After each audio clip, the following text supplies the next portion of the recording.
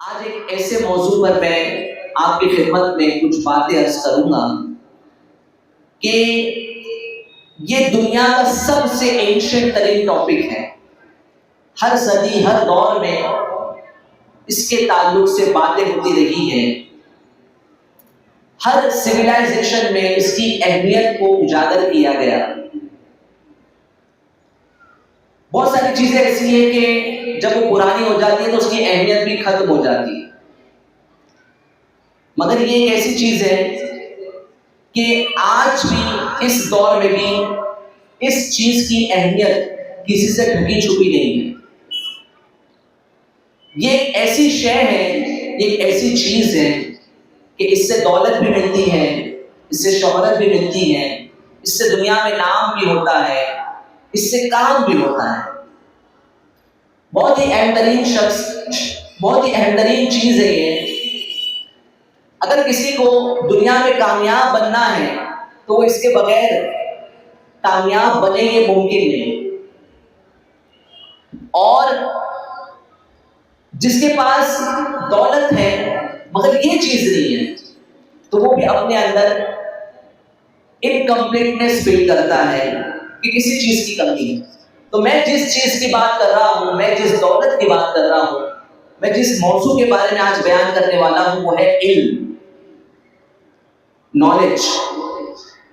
Knowledge کی اہمیت, knowledge کی طاقت, علم کا پاور یہ کسی سے ڈھکا چھپا نہیں ہے. اور ہر دور میں اس کی اہمیت پر بات ہوتی آئی ہے اور آج بھی علم کی طاقت کا کوئی انکار نہیں کر سکتا. ایک بہت ہی مشہور بزرگ ہے, عراق میں ان کا مزار ہے.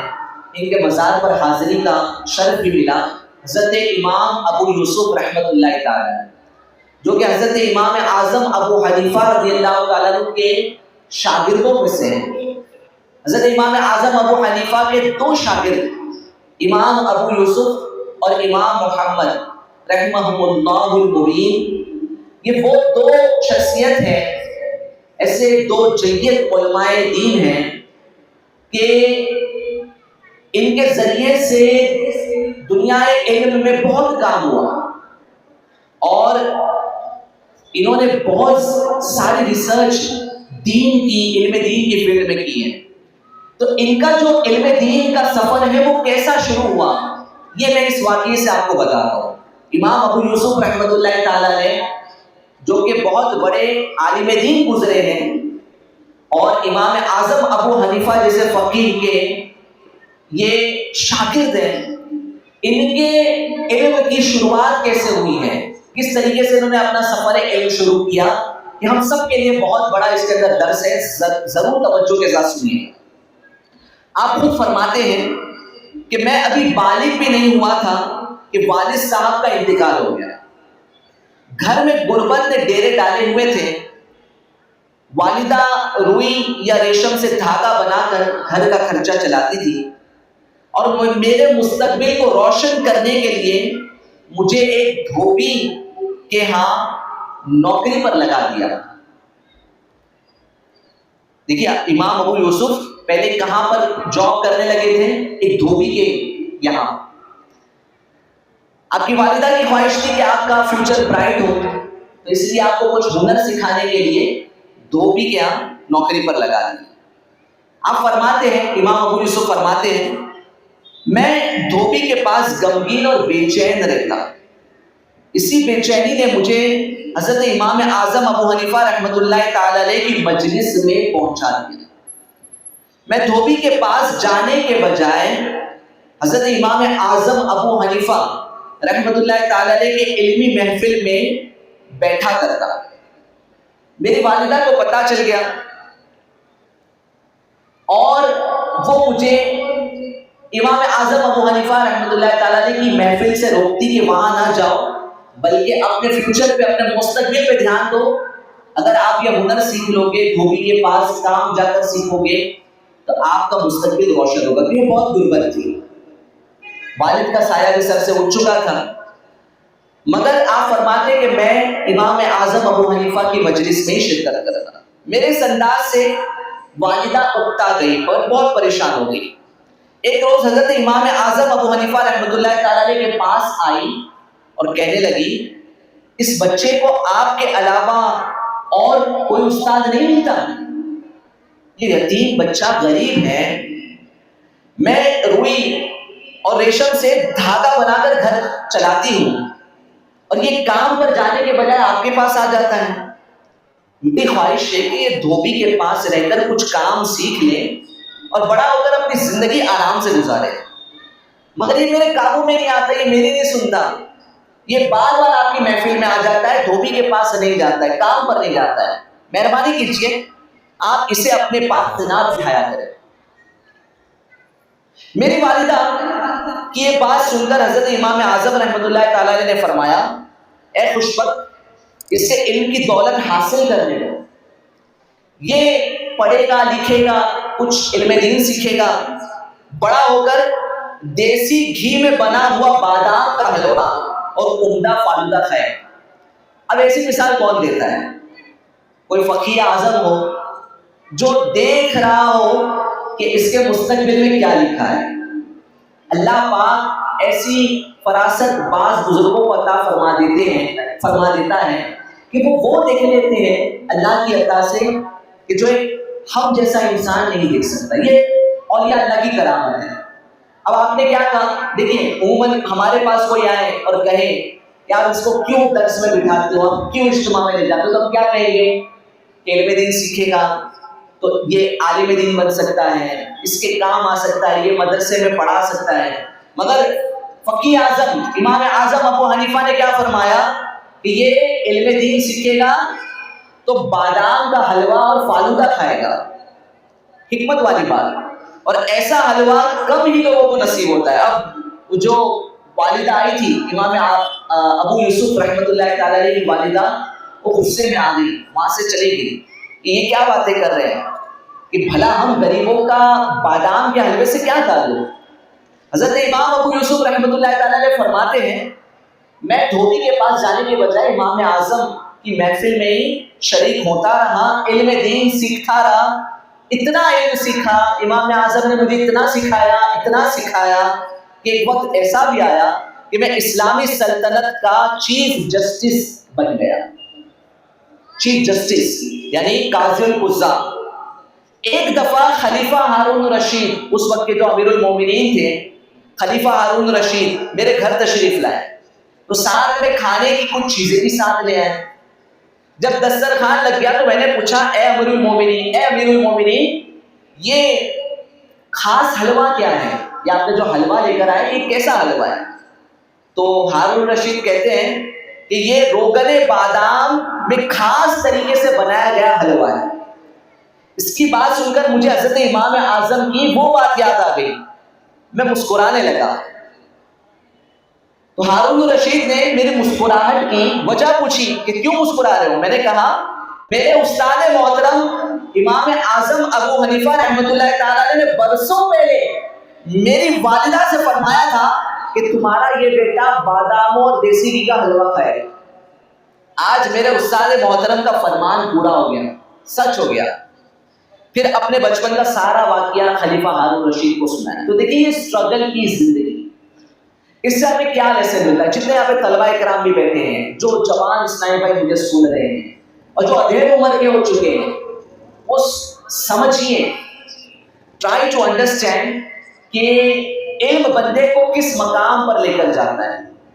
اگر امام ابو یوسف اپنی والدہ کی بات سن کر وہ صرف اور صرف دھوبی کے کام میں مصروف رہتے کہ کچھ پیسے کما لوں گا، گھر بار چلا لوں گا اور میرا مستقبل اس دور کے حساب سے کہ دھوبی کا کام سیکھوں گا تو ایک بزنس ہوگا اور آگے چل کے میرا مستقبل روشن ہوگا، اگر چند سکوں کی خاطر وہ امام اعظم ابو حنیفہ کی محفل سے جانے سے پرہیز کر لیتے، بند کر دیتے جانا، یاد رکھیں کہ ہمیں اتنے بڑے فقیر نہیں ملتے، اتنے بڑے عالم دین نہیں ملتے۔ امام ابو یوسف کیسے بڑے عالم ہیں، کتنے زبردست فقیر ہیں، اللہ پاک نے آپ کو کیسا زبردست علم عطا فرمایا۔ تو آپ کی شروعات کہاں سے ہوئی ہے کہ آپ دھوبی کا کام سیکھ رہے تھے، مگر ایک ولی کی نگاہ پڑی، استقامت کے ساتھ ایک فقیر اعظم کے مجلس میں آپ شریک ہوتے رہے، اللہ پاک نے آپ کو علم کی وہ دولت عطا فرمائی کہ آپ امام ابو یوسف کے نام سے مشہور ہو گئے، ماشاءاللہ۔ تو یہ علم بڑی عظیم دولت ہوتی ہے، جس کو ملتی ہے نا، کہ اللہ کی خاص اس پر نظر عنایت ہوتی ہے، اللہ کی خاص اس پر رحمت ہوتی ہے۔ جو علم سے محروم ہے اسے ڈرنا چاہیے۔ اللہ پاک قرآن مجید میں ارشاد فرماتا ہے، پارہ 17 سورہ انبیاء آیت نمبر 7، فَاسْأَلُوا أَهْلَ الذِّكْرِ إِن كُنتُمْ لَا تَعْلَمُونَ۔ ترجمہ کنز العرفان، اے لوگو اگر تم نہیں جانتے تو علم والوں سے پوچھو۔ اگر ہمیں نہیں پتا ہے تو اللہ پاک فرما رہا ہے کہ علم والوں سے پوچھو، علم والوں سے رابطہ کرو، کنسلٹ دا علماء کرام۔ اگر ہم بیمار ہوتے ہیں to whom we consult to the doctors، ٹھیک ہے، بیماری ہے، کف ہو گیا ہے، کوئی شدید بیماری ہے، کسی کو ٹی بی کی بیماری ہے، تو کیا کریں گے؟ Are we going to the engineers or we are going to the doctors؟ We go to the doctors، ہم ڈاکٹر کے پاس جائیں گے، اسے بتائیں گے۔ اسی طریقے سے کوئی مسئلہ درپیش آیا، شرعی مسئلہ، علم دین سے متعلق کچھ پوچھنا ہے تو عالم دین سے پوچھیے، اسلامک اسکالر سے پوچھیے، consult to the Islamic scholar, اس سے معلوم کیجیے، کسی مفتی اسلام سے رابطہ کیجیے۔ اور آج تو جناب وہ دور ہے کہ بندہ گوگل پہ پوچھتا ہے، علم دین گوگل سے حاصل کر رہا ہے، واٹس ایپ سے سیکھ رہا ہے، آئے دن کچھ نہ کچھ پھول ویڈیوز ہم ایک دوسرے کو واٹس ایپ پہ شیئر کرتے ہیں، فارورڈ کرتے ہیں، بنا تحقیق کے، بنا جانے کہ یہ ویڈیو، یہ جو بتائی ہوئی بات ہے یہ جینوئن ہے بھی یا نہیں۔ What is the authenticity of that video? We don't know, but still we are spreading it, still we are sharing it with others۔ مگر اللہ پاک نے ہمیں کیا حکم فرمایا ہے؟ علماء سے پوچھو، علم رکھنے والوں سے پوچھو۔ تو علم رکھنے والوں کا ایک مرتبہ ہے، اللہ پاک نے فرمایا کہ کنسلٹ the Islamic scholars۔ اللہ پاک اپنے مقدس کلام قرآن مجید میں ایک مقام پر ارشاد فرماتا ہے، انما یخشی اللہ من عباده العلماء۔ ترجمہ کنز العرفان، اللہ سے اس کے بندوں میں سے وہی ڈرتے ہیں جو علم والے ہیں۔ تفسیر صراط الجنان میں اس کا خلاصہ کچھ اس طرح ہے کہ اللہ پاک سے اس کے بندوں میں علم والے ڈرتے ہیں، کیونکہ وہ اس کی صفات کو جانتے ہیں اور اس کی عظمت کو پہچانتے ہیں، اور جو شخص جتنا زیادہ اللہ پاک کی ذات و صفات کا علم رکھتا ہے وہ اتنا ہی زیادہ اللہ پاک سے ڈرتا ہے، اور جس کا علم کم ہوگا اسے اپنے رب کا خوف بھی کم ہوگا۔ ہمیں چاہیے کہ ہم علم دین حاصل کریں۔ یہ علم دین کی فضیلت میں آپ کے سامنے بیان کر رہا ہوں، علم کی فضیلت، علم دین کی فضیلت۔ آئیے اور آپ کو بات عرض کرتا ہوں کہ اللہ پاک آخرت میں علماء کرام کو لوگوں کی شفاعت کرنے والا، یعنی سفارشی بنائے گا، اور حکم ہوگا جنت کے دروازے پر کھڑے ہو جاؤ اور لوگوں کی شفاعت کرو۔ جو علماء کرام ہوں گے نا، یہ تو جنت میں جانا چاہیے، مگر یہ کھڑے ہوں گے جنت کے دروازے پر، کھڑے ہوں گے اور لوگوں کی شفاعت کر رہے ہوں گے، اللہ کی بارگاہ میں عرض کر رہے ہوں گے، یا اللہ پاک یہ میری مجلس میں آتا تھا، یا اللہ پاک یہ مجھ سے علم سیکھتا تھا، اسے بخش دے، اسے بھی جنت میں داخل کر دے۔ تو انبیاء کرام شفاعت کریں گے، ہمارے نبی صلی اللہ تعالیٰ علیہ وسلم شفاعت کا دروازہ کھولیں گے، مگر اللہ پاک علماء کرام کو بھی شفاعت کا حکم فرمائے گا، یہ بھی سفارش کریں گے اللہ کی بارگاہ میں۔ کیا بات، سبحان اللہ، علماء کرام کی کیسی شان ہے، عالم دین کا کیسا مرتبہ ہے۔ سنیں، اس امت کے بہت بڑے عالم، بہت بڑے مفسر اور پیارے نبی صلی اللہ تعالیٰ علیہ وسلم کے چچا جان کے بیٹے حضرت عبداللہ ابن عباس رضی اللہ تعالیٰ عنہ فرماتے ہیں، علم کی اہمیت اس سے پہچانے۔ حضرت سلیمان علیہ السلام کو اللہ پاک نے اختیار دیا کہ وہ علم، مال، سلطنت میں سے جو چاہے سلیکٹ کرے، علم، مال، سلطنت۔ Three options were given to حضرت سلیمان علیہ السلام. ایک ہے نالج، ایک ہے ویلتھ پیسہ، اور دوسرا ہے سلطنت حکومت. ٹھیک ہے، اب یہ تینوں چیز دی گئی. حضرت سلیمان علیہ السلام نے کس کو سلیکٹ کیا پتہ ہے؟ علم کو.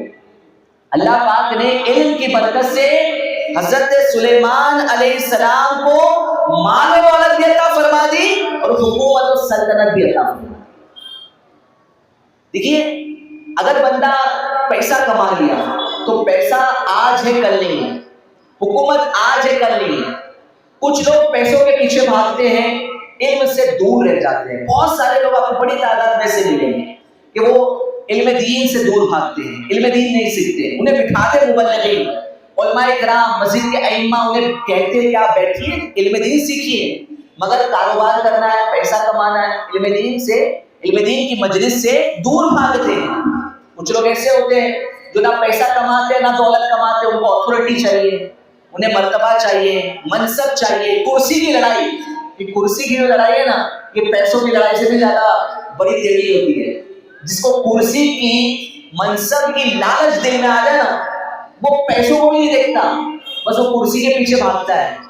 اور ایسا شخص علم دین سے بھی دور ہو جاتا ہے، علم دین سے بھی کنارہ کش اختیار کر لیتا ہے، کنارہ کش ہو جاتا ہے.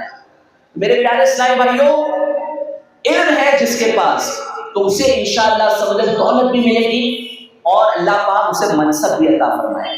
آپ دیکھیے، ایسے بڑے بڑے علماء کرام آپ کو ملیں گے. آپ کو عالم دین، ایک نارمل عالم دین کو بھی لے لے آپ، یعنی بہت بڑے مرتبے بھی نہ ہو، ابھی جامعۃ المدینہ سے کسی بھی مدرسے سے وہ فارغ ہوا ہو، اللہ کی رحمت سے جو دیندار ہوتے ہیں نا، جن کو دین کی سمجھ بوجھ ہوتی ہے، یہ اللہ کے شکر گزار ہوتے ہیں. امیر علیہ سنت فرماتے ہیں کہ آپ نے کبھی کسی عالم دین کو خودکشی کرتے ہوئے نہیں دیکھا ہوگا. آپ نے کبھی یہ خبر نہیں سنی ہوگی کہ فلاں عالم دین نے پریشانیوں کی وجہ سے خودکشی کر دی. جی نہیں، ان کے پاس تھوڑا بھی ہوتا ہے نا، اللہ کا شکر ادا کرتے ہیں. اور بڑے بڑے بلینئرز کی آپ نے خودکشی کی، سوسائڈز کی خبریں سنی ہوگی. کروڑوں روپے، اربوں روپے، اتنا ہے کہ ان کی نسلیں در نسلیں کھا سکتی تھی، مگر پریشانی کی وجہ سے کچھ ایسا ہو گیا، کچھ ایسا ان کے کاروبار میں مسئلہ آ گیا کہ جس کی وجہ سے خودکشی کر لی. تو اللہ پاک نے جس کو علم کی دولت دی ہے، اللہ پاک اسے سکون کی دولت بھی دیتا ہے، اسے شکر کی دولت بھی دیتا ہے، وہ صبر بھی کرتا ہے، وہ اللہ کا شکر بجا لاتا ہے. تو علم کا تعلق مال سے نہیں ہے، علم کا تعلق مال سے نہیں ہے. اور یہ بھی یاد رکھیں کہ مال ہوگا تو علم آئے، یہ بھی ضروری نہیں ہے. بہت ساری ایسے ذرائع ہیں کہ بندہ فری آف کاسٹ کی ایجوکیشن حاصل کر سکتا ہے. چلے میں ابھی جنرل بات کرتا ہوں، آج کل صرف بات ہوتی ہے دنیا میں ایجوکیشن کی. ٹھیک ہے، ہم یہ نہیں کہتے کہ دنیاوی ایجوکیشن نہیں ہونا چاہیے، دونوں education, modern education, Islamic education, academic education, دینی education, both should be there, دونوں ہونا چاہیے. ہم دونوں کے فیور میں اپنے بچوں کو دیندار بھی بنائیں اور اپنے بچوں کو دنیا کا بہترین ایجوکیشن بھی دیں. تو اب ایجوکیشن کی اگر میں جنرلائز کروں ایجوکیشن کو، تو ایجوکیشن ضروری نہیں کہ بہت سارے پیسوں سے ہی سیکھا جا سکتا ہے. آپ کہیں گے بغیر پیسوں کے کیسے ایجوکیشن سیکھیں؟ اچھی یونیورسٹی میں ایڈمیشن لینا ہے، کوئی کورس کرنا ہے، ہزاروں روپے چاہیے، بلکہ لاکھوں روپے چاہیے. اسی طرح جامعہ میں جو بچے پڑھتے ہیں انہیں کتابیں خریدنی پڑتی ہیں، اس کے لیے بھی پیسے چاہیے. مگر بہت سارے ایسے ذریعے ہیں کہ جس کے ذریعے سے، بہت سارے ایسے ریسورسز ہیں کہ فری ایجوکیشن بھی بندہ حاصل کر سکتا ہے. جی ہاں، آج گوگل کے ذریعے سے آپ ایجوکیشن سیکھ سکتے ہو، آج یوٹیوب کے ذریعے سے آپ ایجوکیشن سیکھ سکتے ہو. فری آن لائن کورسز موجود ہیں، اگر بندہ چاہے تو بہت کچھ سیکھ سکتا ہے. ٹائم کی کمی ہے آپ کے پاس پیسہ ہے but you don't have time, تو آپ آن لائن کورسز کر سکتے ہو، آپ ڈسٹینس ایجوکیشن کر سکتے ہو. ہارورڈ اور آکسفورڈ جیسی بڑی بڑی یونیورسٹیز بھی آج اپنے آن لائن پلیٹ فارم شروع کر چکی ہے. کیا آپ کو ہارورڈ سے، آکسفورڈ سے ڈگری حاصل کرنی ہے تو they have opened on line education system, آپ آن لائن ایجوکیشن لے سکتے ہو. بندہ گاڑی چلاتے چلاتے ایجوکیشن حاصل کر رہا ہے، ٹریول کرتے کرتے ایجوکیشن حاصل کر رہا ہے. یہ تو کوئی دنیاوی بات.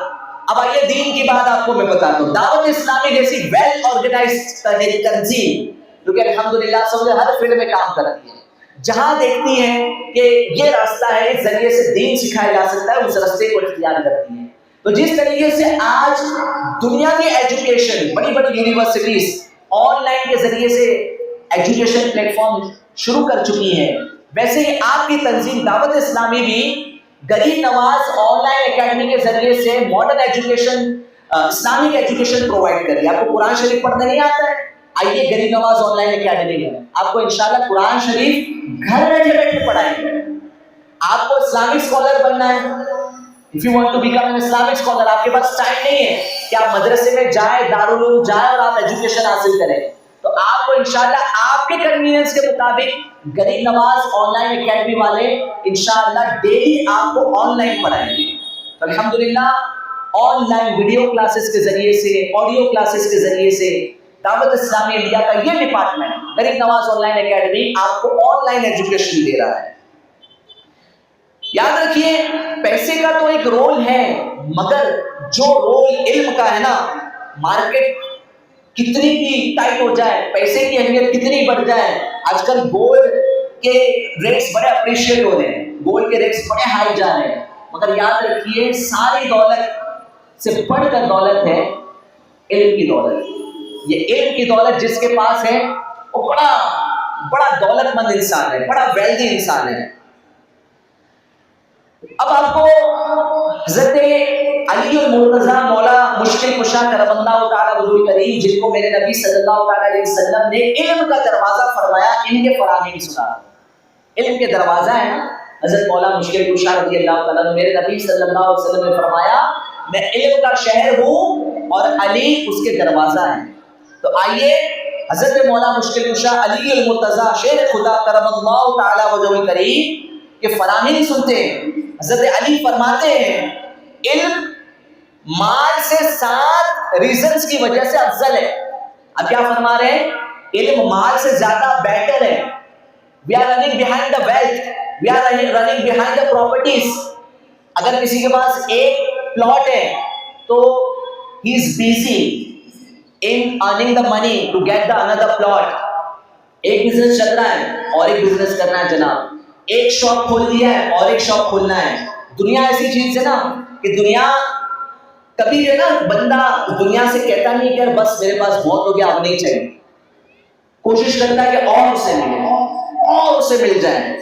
تو بٹ علم ایک ایسی دولت ہے کہ حضرت علی فرماتے ہیں کہ یہ مال سے بھی زیادہ اچھی ہے، اور اس کے 7 ریزن آپ نے بیان فرمایا۔ وہ 7 ریزن کیا سنے؟ حضرت مولا مشکل کشا فرماتے ہیں کہ علم انبیاء کرام علیہ السلام کی میراث ہے اور مال فرعونیوں کی۔ نمبر 2، علم خرچ کرنے سے کم نہیں ہوتا، مال خرچ کرنے سے کم ہو جاتا ہے۔ علم کو خرچ کریں گے یعنی کسی کو آپ نے سکھا دیا تو آپ کا علم کم نہیں ہوگا، بلکہ جو عالم بنتے نا تو وہ یہ چاہتے کہ کسی مدرسے میں پڑھائیں۔ کیوں؟ کیونکہ ان کا علم زندہ رہے، ان کا علم باقی رہے، کیونکہ جب وہ پڑھاتے ہیں انہوں نے جو یاد کیا انہیں یاد رہتا ہے۔ تو علم بانٹنے سے کم نہیں ہوتا۔ مال کیا ہے؟ کسی کو دے دیا، اب آپ نے جس کو دے دیا وہ اس کا ہو گیا، آپ کے پاس سے کم ہو گیا، ٹھیک ہے۔ نمبر 3، مال کی حفاظت انسان کرتا ہے۔ مال کی حفاظت ہمیں کرنی پڑتی ہے نا، مال کی حفاظت ہم کرتے ہیں مگر علم ہماری حفاظت کرتا ہے۔ علم کس کی حفاظت کرتا ہے؟ ہماری۔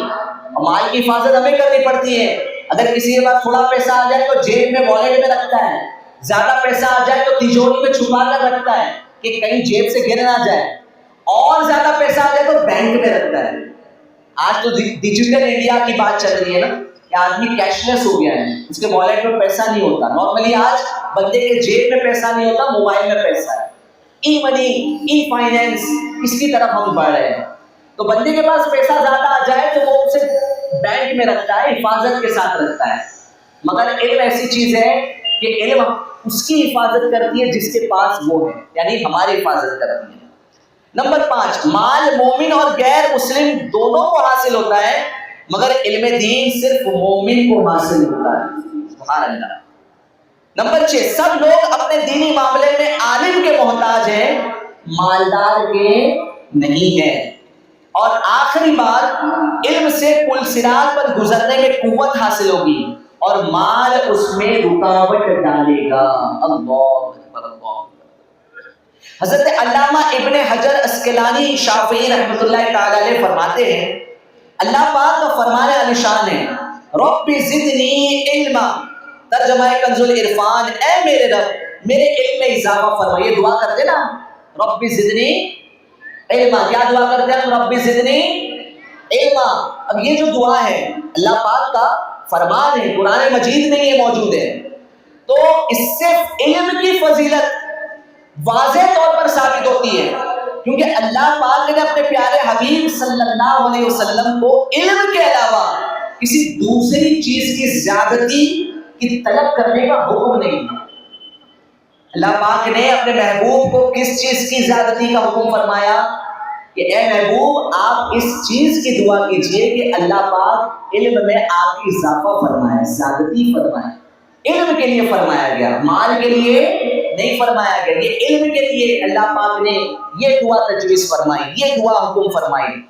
تو میرے پیارے اسلامی بھائیوں، آج دیکھیے علم یہ بہت عظیم بات ہے، بہت عظیم شے ہے۔ اب میں آپ کو بتاؤں گا دنیاوی علم کے بارے میں اور انشاءاللہ دینی علم کی طرف بھی آئیں گے۔ آج پرابلم کیا ہے کہ ہم دنیاوی علم اور دینی علم کو الگ الگ سمجھتے ہیں۔ ہمارے مطابق دنیاوی ایجوکیشن الگ ہے اور دینی ایجوکیشن الگ ہے۔ پہلے کے دور میں ایسے نہیں تھا۔ پہلے کے دور میں اسلام جب تشریف لایا اور اسلام نے جب علم کی اہمیت اجاگر کی تو ہمارے جتنے بڑے بڑے ادارے چلتے تھے اس میں دنیاوی علم بھی تھا اور دینی علم بھی تھا۔ وہاں عالم کا کورس بھی کروایا جاتا تھا اور وہاں پر دنیا کا ایجوکیشن بھی دیا جاتا تھا۔ اسلام سے پہلے کی اگر میں بات کروں تو یونان، گریس یہ ایجوکیشن میں، فلسفی میں بہت مشہور تھا۔ ایرسٹوٹل کا آپ نے نام سنا ہوگا، سوکریٹس کا نام سنا ہوگا، یہ فلسفر سے بڑے بڑے، ایرسٹوٹل، سوکریٹس، یہ بڑے بڑے فلسفرز ہیں، بڑے بڑے فلسفی لوگ ہیں۔ ان کا فلسفی بہت مشہور ہے، ان کا فلسفہ بہت مشہور ہے، مگر ان کی جو نالج ہے وہ تھیوریٹیکل تھی۔ اسلام نے پریکٹیکل نالج ہمیں عطا فرمائی۔ اسلام نے جو نالج دی وہ پریکٹیکل تھی۔ اسلام میں صرف علم نہیں ہے، اسلام میں علم کے ساتھ عمل نہیں ہے، ٹھیک ہے؟ اگر صرف علم حاصل کیا عمل نہیں کیا تو اس کو اسلام میں اپریشیٹ نہیں کیا جاتا ہے۔ علم پلس عمل، اسی کو بنایا جاتا ہے، اسی کو کہا جاتا ہے پریکٹیکل نالج۔ اور جو یونان میں، گریس میں پہلے کے دور کے جو بڑے بڑے فلسفر تھے، ایرسٹوٹل، سوکریٹس، یہ تھیوریٹیکل نالج دیتے تھے۔ اچھا، پہلے کے دور میں جو نالج ہوتی تھی نا، یہ راجاؤں مہاراجاؤں کا حق ہوا کرتا تھا۔ غریب انسان ایجوکیشن حاصل نہیں کرتا تھا، غریب انسان کو ایجوکیشن حاصل کرنے کا حق نہیں تھا، وہ تو محنت مزدوری کرتا تھا، زیادہ سے زیادہ تجارت کیا کرتا تھا۔ اور ایجوکیشن کون حاصل کرتے تھے؟ جو ایلیٹ فیملی سے بلونگ کرنے والے ہیں، جو بڑی رائل فیملی سے، پیسے والے مالداروں سے بلونگ کرنے والے ہیں، وہ علم حاصل کرتے تھے۔ مگر جب اسلام آیا نا تو آپ کو پتا ہے اللہ پاک نے اپنے پیارے نبی صلی اللہ تعالی علیہ وسلم پر پہلی وحی کون سی نازل فرمائی؟ اقرا بسم ربک الذی خلق، یعنی پڑھو اپنے رب کے نام سے جس نے تمہیں پیدا کیا۔ یعنی اللہ پاک نے جو پہلی وحی نازل فرمائی اپنے محبوب پر، اس میں نماز کا حکم نہیں ہے، لیٹر آن نماز کا حکم آیا، زکوٰۃ کا حکم آیا، حج کا حکم آیا، بٹ پہلا جو حکم اللہ پاک نے اپنے نبی کو فرمایا، اپنے محبوب صلی اللہ علیہ وسلم کو فرمایا، تو وہ علم کے تعلق سے حکم فرمایا، پڑھنے کے تعلق سے حکم فرمایا، پڑھو اپنے رب کے نام سے جس نے تمہیں پیدا کیا۔ تو اب اسلام ایک ایسا مذہب آیا نا کہ جس نے پڑھنے کا حکم دیا۔ اب کس کے لیے پڑھنے کا حکم دیا وہ بھی سنیں۔ میرے نبی صلی اللہ تعالی علیہ وسلم نے فرمایا، اسلام نے یہ آواز بلند کی، یہ صدا لگائی کہ طلب العلم فریضۃ علی کل مسلم، یعنی علم ہر مسلمان پر حاصل کرنا فرض ہے، ہر مسلمان پر حاصل کرنا فرض ہے علم۔ اب یہاں پر قید اڑ گئی۔ پہلے کے دور میں اسلام سے پہلے علم کون حاصل کرتا تھا؟ راجا مہاراجا، ایلیٹ فیملی سے بلونگ کرنے والے لوگ۔ مگر اب اسلام آنے کے بعد میں عام لوگوں کو حکم دیا گیا کہ آپ کے لیے ضروری ہے، مینڈیٹری ہے کہ آپ ایجوکیشن حاصل کریں, آپ نالج حاصل کریں. تو یہ ایسا دین آیا اس دنیا میں کہ جس نے یہ صدا لگائی کہ علم صرف راجاؤں کا حق نہیں ہے, علم حاصل کرنا صرف ایلٹ فیملی, رائل فیملی کا حق نہیں ہے, بلکہ عام مسلمان مرد اور عورت, اس میں مرد بھی شامل ہے, عورت بھی شامل ہے, بوڑھا بھی شامل ہے, جوان بھی شامل ہے, بچہ بھی شامل ہے, سب کو حکم دیا گیا کہ علم حاصل کرو, ایجوکیشن حاصل کرو, نالج حاصل کرو. اور یاد رکھیں کہ جیسے جیسے اسلام گرو ہوتا چلا گیا, صحابہ کرام کے دور میں ایک جماعت تھی اصحاب صفہ کے نام سے. مسجد نبوی اللہ کا گھر ہے, مگر ساتھ ہی ساتھ اسلام کا ایک اسکول بھی تھا جہاں پر ایجوکیشن دیا جاتا تھا. کون سا؟ دین کا ایجوکیشن, اسلامک ایجوکیشن, جہاں پر اصحاب صفہ تشریف فرما ہوا کرتے تھے, جہاں دین سکھایا جاتا تھا, علم دین بانٹا جاتا تھا. صحابہ کرام کی مبارک جماعت بیٹھتی تھی جو علم دین سکھاتی تھی. صحابہ کرام کے بعد دور آیا تابعین کا, تابعین کے بعد دور آیا تبع تابعین کا. بغداد یہ علم کا مرکز بنا, اور ہارون الرشید کا بیٹا جس کا نام مامون الرشید تھا, اس نے بیت الحکمہ کے نام سے یونیورسٹی قائم کی. ایسی بہت ساری یونیورسٹی اس وقت قائم ہوئی, بغداد میں, ایجپٹ میں, مصر میں بہت ساری یونیورسٹی قائم ہوئی. تو بیت الحکمہ نام کا ایک ادارہ بنایا گیا جہاں پہ صرف اسلامک ایجوکیشن نہیں سکھایا جاتا تھا, بلکہ ایسٹرونومی پڑھائی جاتی تھی, میڈیسن پڑھائی جاتی تھی, فلسفی پڑھائی جاتی تھی, میتھس پڑھایا جاتا تھا, کیمسٹری پڑھایا جاتا تھا. اور اسی دور میں خوارزمی نے الجبرا کا ایجاد کیا, ابن سینا نے میڈیسن میں ریوالوشن لایا, ابن الہیثم نے آپٹکس میں ریوالوشن لے آیا. لائبریریز اور یونیورسٹیز کا دور آیا اسلام میں. وہ دور ایسا تھا جس میں یورپ اندھیرے میں بھٹک رہا تھا. جب وہاں پر کوئی بیمار ہوتا تھا تو اسے جادو سمجھا جاتا تھا, جادو کا علاج کیا جاتا تھا. مگر اس دور میں اسلام میں سرجری ہو رہی تھی, میڈیسن پہ ریسرچ ہو رہی تھی, ایجوکیشن اتنا عام تھا. اور آج کا دور دیکھیے, آج کے دور میں اسلامک ایجوکیشن کی بلڈنگ الگ ہے, ماڈرن ایجوکیشن کی بلڈنگ الگ ہے. اسلامی ایجوکیشن مدرسے میں پڑھایا جا رہا ہے, ماڈرن ایجوکیشن کہاں پڑھایا جا رہا ہے؟ یونیورسٹیز میں, کالجز میں, اسکولز میں. جو اپنے آپ کو مدرسے میں نہیں بھیج رہا ہے وہ اپنے بچوں کو بھیج رہا ہے اسلام کالجز کے اندر, اسکولز کے اندر. آج لوگ دونوں چیز کو الگ الگ کر چکے ہیں, جبکہ پہلے کے دور میں اسلام نے یہ سارے ایجوکیشن دنیا کو دیے ہیں. لائبریری کا جو کنسپٹ ہے نا, یہ اسلام نے دیا ہے. یونیورسٹی کا کنسپٹ اسلام نے دیا ہے, یہ کنسپٹ اسلام کا دیا ہوا ہے. ٹرانسلیشن کرنا, بہت ساری لینگویجز میں کتابوں کو ٹرانسلیٹ اسلام نے سکھایا ہے. یہ ساری چیزیں اسلام سے نکلی ہیں, مگر آج ہم نے دونوں کو الگ الگ کر دیا. ضرورت اس بات کی ہے کہ دونوں ایجوکیشن کو کمبائن کیا جائے. I have only few minutes. I have to wind up my this speech. کیونکہ بہت ہی کم منٹ کے اندر مجھے اس کو سمیٹنا ہے, تو میں اپنے ٹاپک پہ آ رہا ہوں کہ دونوں ایجوکیشن کو ساتھ میں لانے کی ضرورت ہے. Under one roof, under one umbrella, Islamic education اور ماڈرن ایجوکیشن دونوں ایک جگہ آ جائے. ہمارا بچہ عالم بنے, ڈاکٹر بھی بنے, ہمارا بچہ حافظ بنے, انجینئر بھی بنے, ہمارا بچہ سائنسدان بنے اور وہ عاشق رسول بھی ہو. یہ کیا جا سکتا ہے, یہ پہلے کے دور میں پاسبل تھا. آج ہو گیا جی, آج کے دور میں یہ بہت ڈیفیکلٹ ہو چکا ہے, مگر آپ کی دعوت اسلامی یہ کر رہی ہے.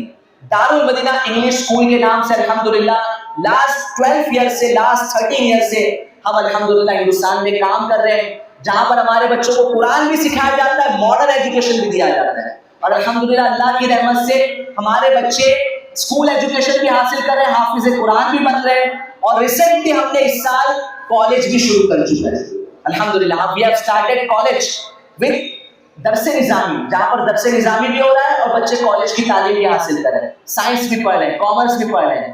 تو میں آپ کو یہ دعوت دوں گا کہ آپ کے شہر میں بھی دارالمدینہ الحمدللہ شروع ہو چکا ہے. پری پرائمری اسکول ہم نے شروع کی ہے, مگر ہمیں ایک بڑی اسکول بنانی ہے, اس کے لیے ہمیں بڑی جگہ, بڑی لینڈ ریکوائرڈ ہے.